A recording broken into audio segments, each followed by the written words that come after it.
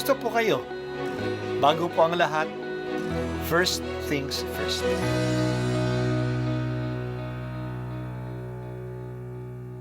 Good morning po. Sinisimulan po natin ngayon ang first things first.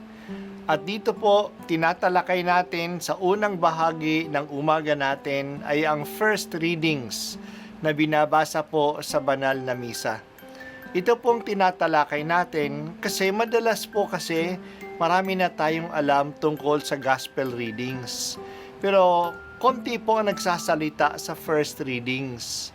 Pero ang first readings, bahagi din po yan ng Biblia, ng banal na kasulatan. Kaya susubaybayan po natin ang mga first readings, basahin po natin at kuminsan kailangan ng basahin ng 2 o 3 beses bago maintindihan kasi hindi po tayo familiar sa mga istorya at sa mga kaisipan na tinatalakay dito. Ang pagbasa mula sa mga gawa ng mga apostol. Noong mga araw na iyon, nagpunta si Pablo sa Derbe at Listra at may isang alagad doon na ang pangalay Timoteo, anak ng isang mananampalatayang Hudya at ng isang Griego.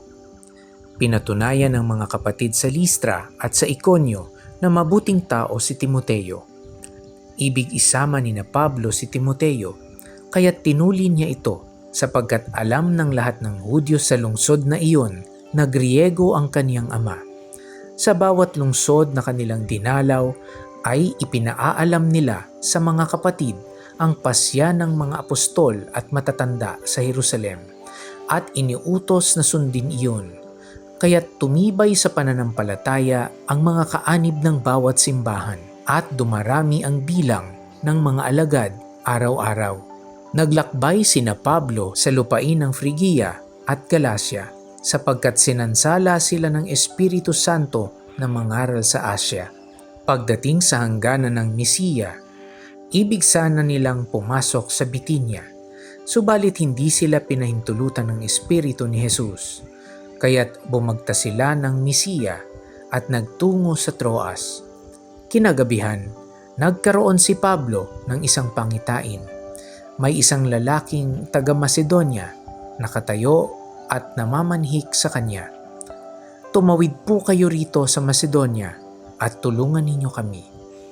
Pagkatapos ng pangitaing ito, gumayak kami agad sapagkat natanto namin kami tumatawag sa Diyos upang ipangaral sa Macedonia ang mabuting balita.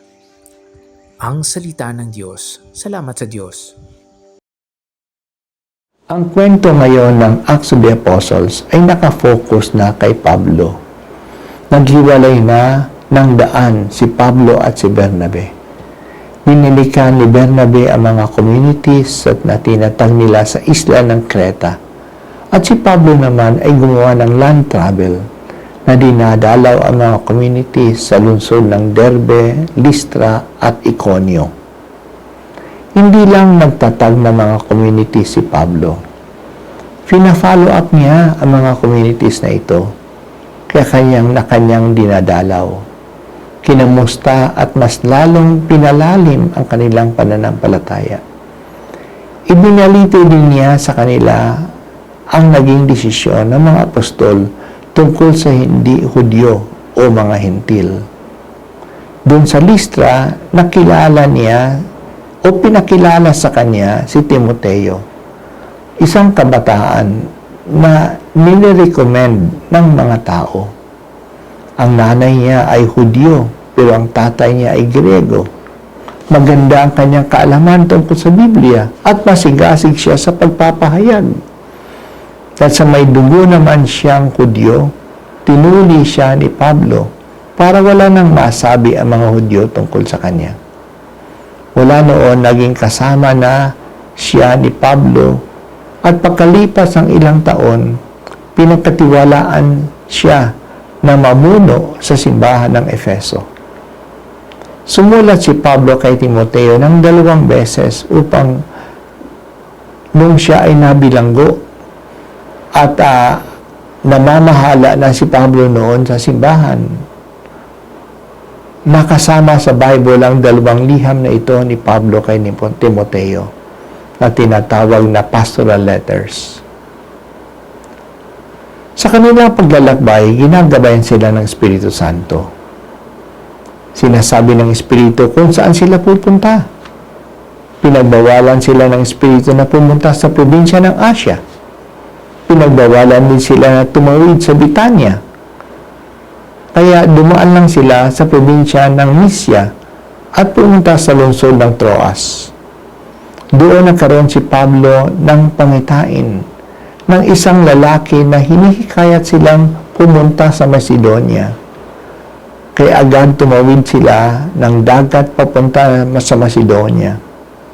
Iniwan na nila ang kontinente ng Asia at pumunta na sila sa continent of Europe. Ang Macedonia ay bahagi na ng Europa.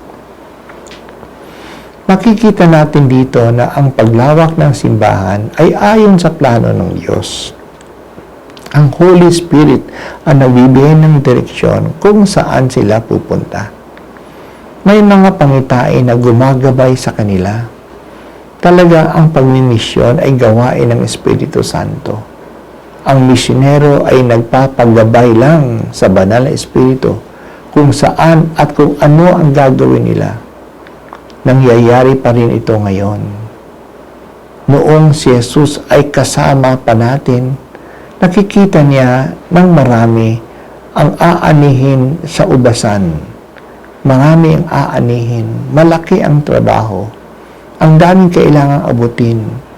Kaya nga sabi niya sa kanyang mga alagad na magdasal kayo upang magpadala ang may-ari ng mga aanihin, magpadala ng mga manggagawa para mag-ani. Ang Diyos ang may control sa pagmimisyon. Siya ang nagpapadala ng mga manggagawa. Siya ang nagbibigay sa atin ng confidence. Maaabot natin ang lahat. Ang Diyos ang nagbibigay ng direksyon. Ang kailangan lang ay maging available tayo at pumunta kung saan tayo ipadadala.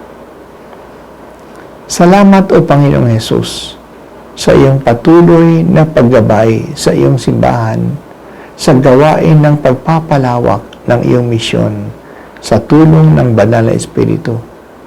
Hindi pa sana manghina ang aming loob sa mga balita ng mga iskandalo sa simbahan. Hindi mo po kami pababayaan kahit nasa gitna ng mga skandalong ito at patuloy mo po kaming gabayan.